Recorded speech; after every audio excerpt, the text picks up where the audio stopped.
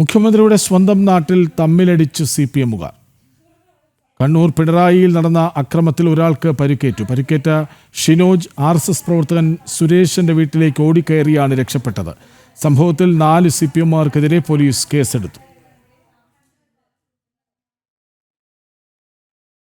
കഴിഞ്ഞ ദിവസം രാത്രി 9 മണിയോടെയാണ് സംഭവം.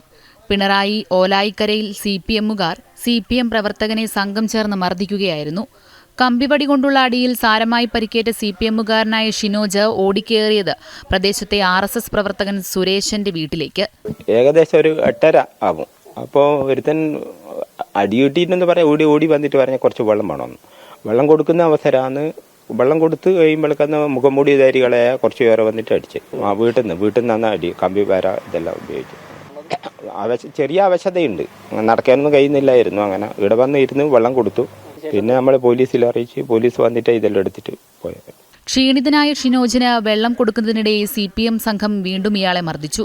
ഒടുവിൽ ആളുകൾ ശബ്ദമുണ്ടാക്കിയതോടെ അക്രമികൾ ഓടിപ്പോയി.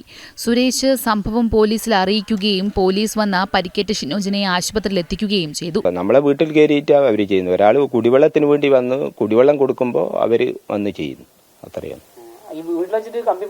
കമ്പിപ്പാര എന്തെല്ലാം ബാള് ഇതെല്ലാം ഉണ്ടായിരുന്നു. ക്ഷീണിതനായിട്ട് വന്ന കുടിവെള്ളം ചോദിച്ചു. ഇവിടെ ചെതിക്ക് കടത്തി വയ്യ. നമ്മൾ പോലീസ് വന്ന് 108 ആംബുലൻസിലാണ് കൊണ്ടുപോയി. തലക്കും ഉണ്ടായിരുന്നു, കാലിന്. അടിക്കാൻ വന്ന ആൾക്കാർ CPMമാരനാന്ന് പറഞ്ഞു. സംഭവത്തിൽ CPMുകാരായ സുബീഷ്, അഖിൽ, കണ്ടാലറിയാവുന്ന മറ്റു 2 പേർക്കുമെതിരെ വധശ്രമത്തിന് കേസെടുത്തു.